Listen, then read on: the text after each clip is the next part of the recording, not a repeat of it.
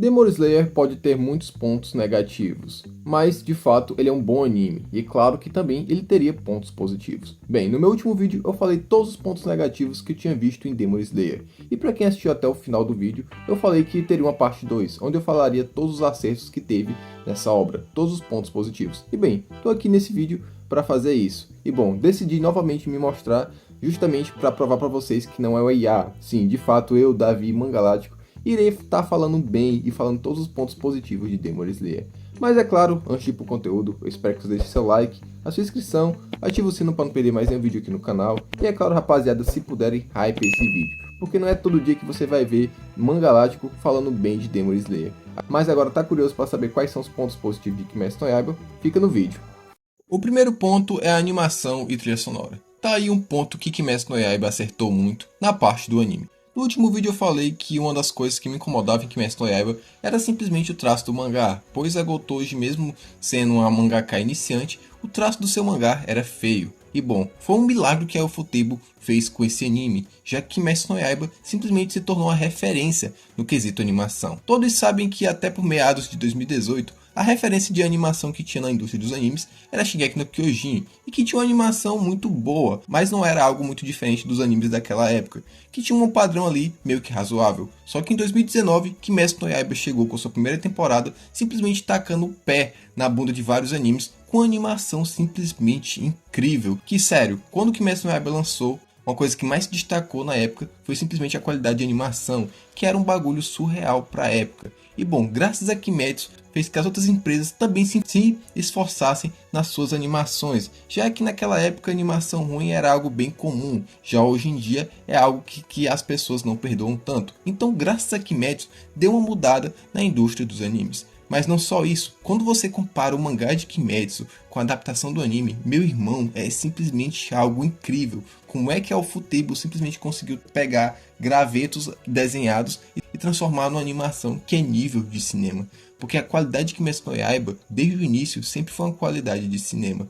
E algo que é um ponto muito positivo para a obra foi simplesmente isso, sua animação. Sua animação simplesmente é um milagre comparado ao que tem no material original do mangá, e fora também que ela mudou a indústria dos animes. E bom, a trilha sonora de Kimetsu no Yaiba também é um dos pontos muito positivos dessa obra, já que Kimetsu no Yaiba traz uma trilha sonora que é marcante. Você lembra, cada luta que tem no anime, você vai se lembrar daquela trilha sonora, como por exemplo, a clássica música tema do Akaza. Meu irmão, aquela música dá arrepios, só de você escutar aquela introdução, eu já fico todo arrepiado. Kimetsu no Yaiba não é um anime que tem a melhor trilha sonora do mundo. Muitos animes têm trilhas sonoras marcantes, como por exemplo também Dragon Ball e um anime recentemente que eu assisti, que é Inazuma Eleven, que também tem uma excelente trilha sonora.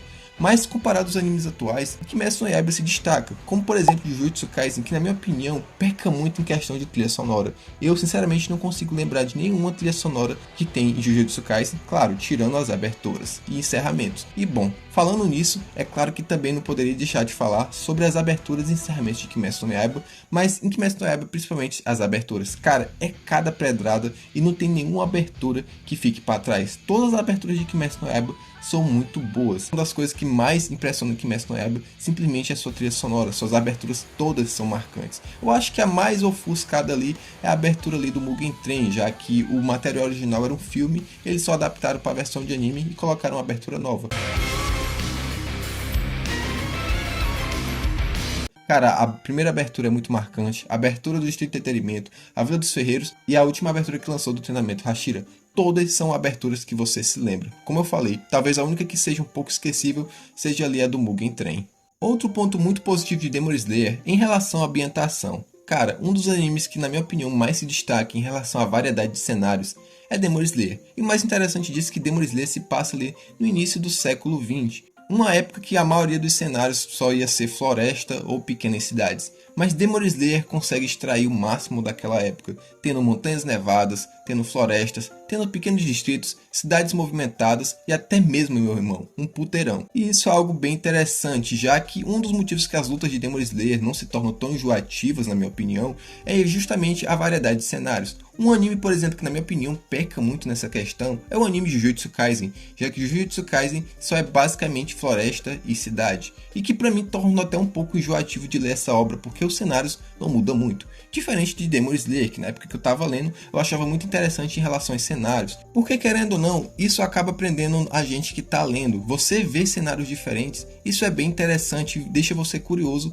para ver o que vai aparecer no próximo arco. Você fica com aquela coisa, como é que vai ser o cenário do próximo arco de Demon Slayer? Isso é bem interessante. E outra coisa também que é muito interessante em Demon Slayer é o arco do Castelo do Infinito. Que beleza, é um castelo gigantesco, mas cara, é muito interessante ver que até mesmo dentro do Castelo do Infinito, a autora fez variedade de cenários, como por exemplo a luta do Tanjiro contra a casa, que se passa no local ali apertado em pequenas salas. A luta do Doma contra Shinobu, por exemplo, se passa num local que parece um mini lago ali, tem várias coisinhas de água, plantas ali, é um local bem bonito. Ou a luta do Kokushibo, que se passa num grande espaço aberto, cheio de pilares. Então isso é muito interessante ver que até mesmo dentro de um cenário que não poderia mudar muita coisa, a autora fez uma variedade ali na questão da ambientação. E cara, isso é um ponto muito positivo, pois é uma coisa que na minha opinião os animes de hoje em dia não se destaca muito, que é a questão da ambientação, sempre é a mesma coisa, ou é cidade ou é floresta. Porém com Demon Slayer isso é diferente. Se você for assistir Demon Slayer desde a primeira temporada até o último arco que saiu, que foi o treinamento Hashira, você vai perceber que os cenários mudam bastante. Claro que uma vez ou outra ali, uma floresta ali se repete, mas cara, a maioria dos cenários são muito distintos e tem sua própria personalidade, e até mesmo contando um pouco da história do Japão, como era naquela época ali, na era Taisho. Um ponto muito positivo de Demon Slayer são suas lutas. Cara, tá aí uma coisa que a Ufotable caprichou. As lutas de Demon Slayer são muito empolgantes, principalmente por causa também da animação. Mas cara, a direção que as lutas são feitas, cara, é um espetáculo. Um destaque aqui é simplesmente para a luta do Uzui contra o Gyotaro. Meu irmão, se alguém me perguntar, Davi, qual foi a luta mais bonita que você já viu dentro de um anime? Eu digo, Gyotaro versus Uzui. Cara, essa luta simplesmente para mim é cinema. Nunca vi algo tão impressionante aquilo nos animes. Eu acho que algo que chega a ser próximo é a luta do Goku contra o Jiren lá no Torneio do Poder. E assim, eu não falo na questão gráfica, na questão de, nossa, tem uma animação melhor. Mas cara, a direção, a trilha sonora, cara, isso é uma coisa que, meu irmão, assim, eu não sei nem explicar. É algo que você sente no coração, você se empolga vendo aquilo, você queria estar perto para assistir aquilo ali. E Demon Slayer traz muito esse sentimento de você se empolgar com a luta. Não se trata apenas de uma luta ali, dois personagens se socando, que nem outros animes que, na minha opinião, as lutas são meio broxa, meio sem graça. Mas Demon Slayer não. Demon Slayer tem lutas que é incrível. Você vê ali o enquadramento que encaixa melhor. Cara, é simplesmente algo incrível.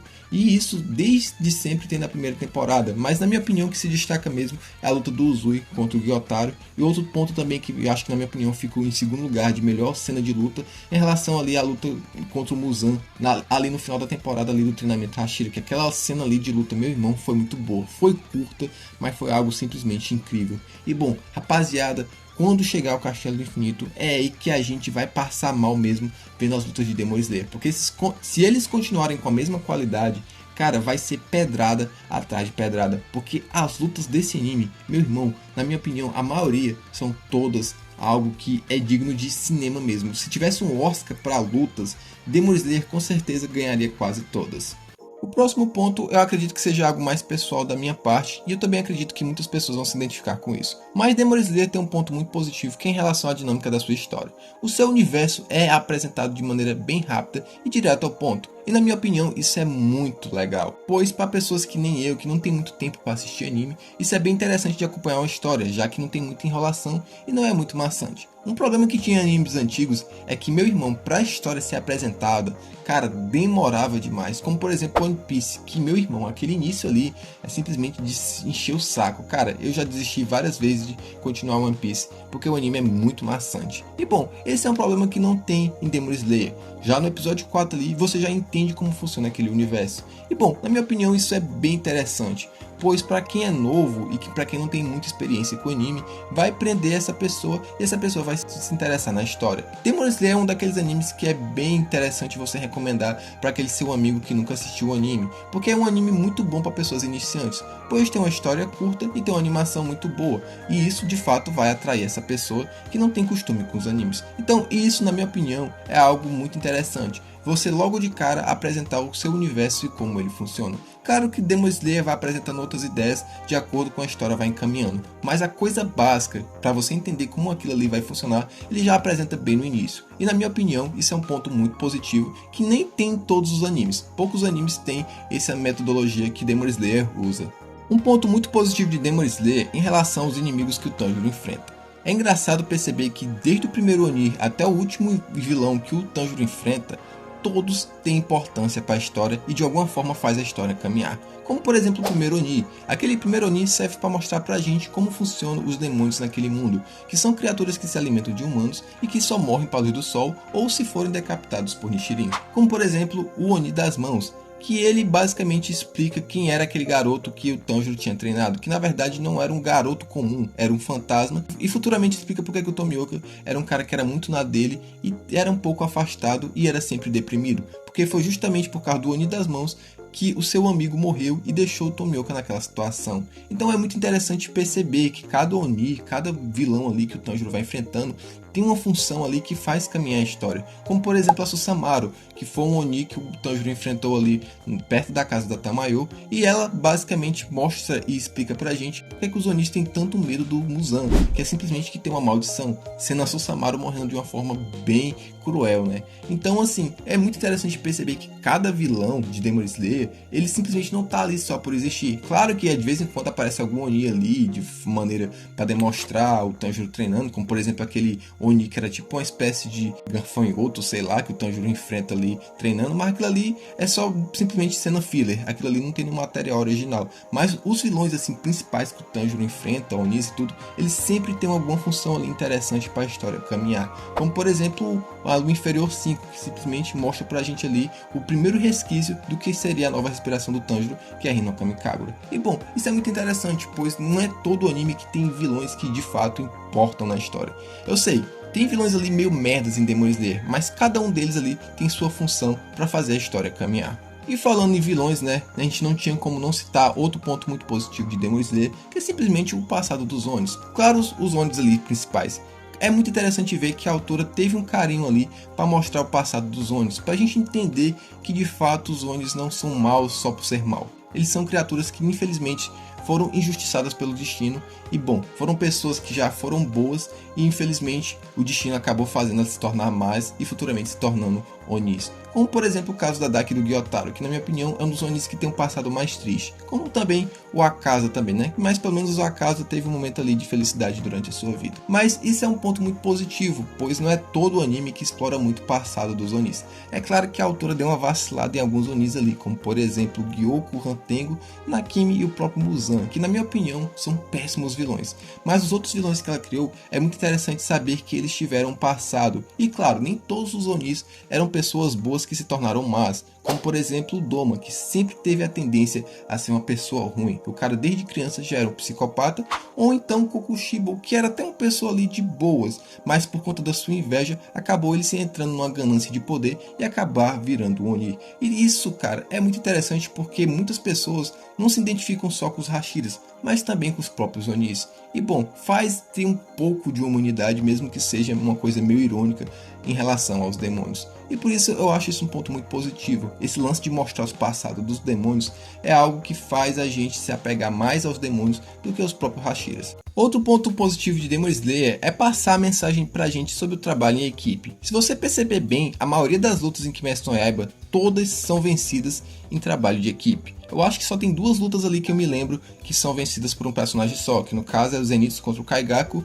e o Tokito contra o Gyoko. Mas a maioria das lutas ali, o resto, se você for perceber, todas são vencidas em trabalho em equipe. E bom, isso é uma mensagem muito legal para você perceber que nem tudo na vida você vai conseguir fazer sozinho. Você precisa de alguém ali para lhe ajudar ou lhe dar pelo menos ali um suporte. E isso é muito interessante ver trabalhado em um anime, já que muitos animes não trabalham muito esse lance do trabalho em equipe, sempre trabalha muito aquele lance do protagonismo, é um personagem só ali enfrentando um vilão por vez e ele vencendo com algum poder tirado da bunda. Isso que Kimetsu no Yaiba tem isso, né? Mas pelo menos ele tem esse lance do trabalho em equipe. Se você perceber bem, todas as lutas que teve no anime ali dos vilões principais não foi ganhada por um personagem sozinho. Como por exemplo aí a luta contra o Lua Inferior 1, no caso da luta do Emo, que foi o Tanjiro junto com o Inosuke lutando contra ele. Por exemplo, no Distrito Entretenimento, que foi a luta do Uzui ali contra o Gyotaro, né? Já que era o Tanjiro junto com o Uzui, né, enfrentando o Gyotaro, o Zenitsu e o Inosuke contra a Daki. E futuramente ali na Vila dos Ferreiros, né, que é o Genya, a Nezuko e o Tanjiro contra os Rantengos,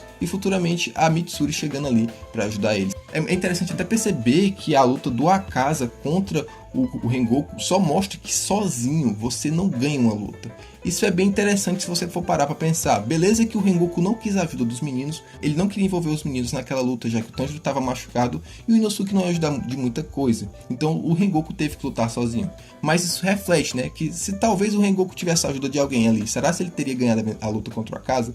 A gente nunca vai saber, mas de uma coisa a gente sabe. Mas como ele lutou sozinho, ele acabou perdendo. E bom, isso é uma mensagem que não é muito jogada na nossa cara sobre o trabalho em equipe, mas se você é um pouco ali detalhista, você percebe que basicamente todas as batalhas que foram vencidas foram trabalhadas em equipe. E é isso até um reflexo para nós na vida real. Gente, a gente não consegue vencer na vida sozinho, a gente sempre vai precisar de ajuda de alguém. Então reflitam sobre isso aí. Um ponto muito positivo que, na minha opinião, Kimetsu no Yaiba leva a medalha de ouro em relação a isso, é simplesmente o design de personagens. Meu irmão, Demon Slayer tira nota 10 em relação a isso, porque o design de personagens desse anime é muito bom. E cara, é muito interessante ver que cada personagem de Kimetsu no Yaiba, com exceção dos figurantes, é claro, né? Cada um tem sua identidade. A roupa desses personagens diz sobre quem eles são. É muito interessante perceber que o Tanjiro é um dos poucos protagonistas que não tem a cor vermelha na sua roupa, né? Isso é bem interessante porque mostra que o Tanjiro não é aquele cara que tem o espírito de líder, que é uma pessoa forte, que é uma pessoa firme. Ele é uma pessoa um pouco insegura, porém ele faz de tudo para ajudar. Por isso é muito interessante você perceber que na roupa dele tem verde com preto, porque verde causa aquela impressão ali de uma pessoa mais amigável, de uma pessoa mais simpática. Como por exemplo o rosa na roupa da Nezuko, que mostra que a Nezuko é uma personagem muito fofinha. Ou até mesmo a cor amarela no Zenitsu, que mostra que seu poder em relação ao raio. E também a máscara do Inosuke, né? Que o Inosuke tem um design ali bem grotesco, já mostrando que a sua personalidade é de uma pessoa que mora nas montanhas, uma pessoa bem bruta. Então é muito interessante você perceber que o design de personagem de Demon Slayer falam muito sobre o personagem. Como por exemplo, o Sanemi, ele é um personagem que é cheio de cicatrizes, porque mostra que ele é uma pessoa que enfrenta adversidades desde o início da vida. Logo antes de tornar um caçador de Oni, ele tinha um pai que abusava dele, que batia muito nele, e que ele via sua mãe sofrer por conta dos abusos do seu pai. E ele próprio teve que matar a sua mãe, porque ela se tornou um Oni. Então o Sanemi ter aqueles várias cicatrizes só mostra que ele é uma pessoa que se machucou muito na vida. Como por exemplo o Obanai, que ele é um personagem que ele tampa a boca e tem roupas mais largas, né? Praticamente só vê o cabelo e as mãos do Obanai, já mostrando que o Obanai é uma pessoa que é um pouco antissocial, que não gosta de se mostrar muito, justamente por conta do seu passado. Outro detalhe também muito interessante sobre o design de personagens é em relação ao Tomioka. O Tomioka tem um Haori que é simplesmente metade da sua irmã e metade do Sabito, justamente mostrando que o Tomioka ali carrega o peso de perder pessoas que ele gostava muito, que no caso era sua irmã e no caso seu melhor amigo. Então assim, Demon Slayer tem esse lance de design, que o design de personagens falam muito sobre eles, e isso é bem interessante, pois ter essa harmonia com a aparência e com a história daquele personagem e personalidade é algo que poucos animes conseguem fazer, e Demon Slayer faz isso com maestria. E bom, também é uma ótima opção aí para quem é cosplay, né? Porque meu irmão, eu não sei se vocês já foram em evento de anime, mas cara, é muito personagem de Demon Slayer que você acha nesses eventos. E até mesmo o design dos Onis, que também é muito interessante. Embora alguns ali eu acho meio merda, né? Como por exemplo ali o design do Rantengo. Na minha opinião, o design do Rantengo eu acho que é meio tosco ali, pelo menos o Rantengo principal. Agora as outras formas dele ali, como a forma final dele que tem um dragão de madeira, eu acho bem interessante. Mas bem, Demon Slayer, na minha opinião, no geral, ele é um anime que se destaca muito em relação ao design de personagens.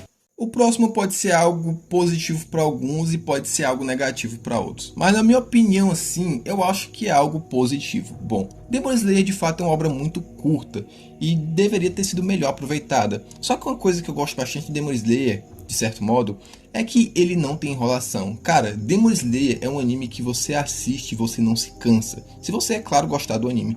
Pois o anime não tem esse lance de ficar enrolando com episódios ou arcos desnecessários. Se bem que nessa última temporada, né, teve uns episódios estendidos ali com as cenazinhas meio extras, que na minha opinião foram meio paia, mas dá pra entender porque foi adaptado em uma temporada um arco só de 10 capítulos. Mas se você pegar as temporadas anteriores, é muito interessante você ver que a dinâmica de arcos é muito interessante, não tem aquela enrolação. E justamente quando o personagem vai fazer só algum pequeno treino ali para ficar mais forte, é mostrado em off. Na minha opinião, esse lance do treinamento ser mostrado em off, eu acho muito interessante, pois você já viu o personagem treinando várias vezes, como por exemplo o Tanjiro, ele já treinou no começo da obra e já fez alguns pequenos treinamentos ali mostrado, mas ficar mostrando treinamento como algo assim principal é chato. Na minha opinião, o arco de treinamento pra mim é algo que eu não curto muito. Eu acho meio chato você ficar acompanhando.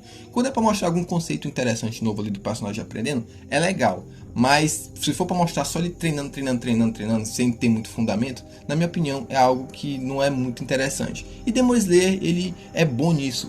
Treinamento assim, que é só para deixar o personagem um pouco mais forte, que não vai atribuir muita coisa, ele mostra ali no off. Como por exemplo, um treinamento que ocorre entre ali o Mugen Train e o Destino Entretenimento. É um pequenas cenas ali, mostrando os meninos treinando, porque eles só vão ficar um pouquinho mais fortes. Não algo ali, nossa, vamos passar um episódio só do Tanjiro, Inosuke e o Zenitsu treinando. Não, porque pelo amor de Deus, seria chato. Então, uma coisa que eu gosto muito de Demon Slayer é isso, porque de um arco para outro não tem muita enrolação. Geralmente ali são 2, no máximo 3 episódios ali de transição, e que na minha opinião isso é um ponto muito positivo. Mas é claro que devido a isso, deixa a história muito rushada, que também na verdade é um problema. Demon Slayer devia ter aproveitado mais em arcos para aproveitar personagens que não ficaram tão destacados durante a história.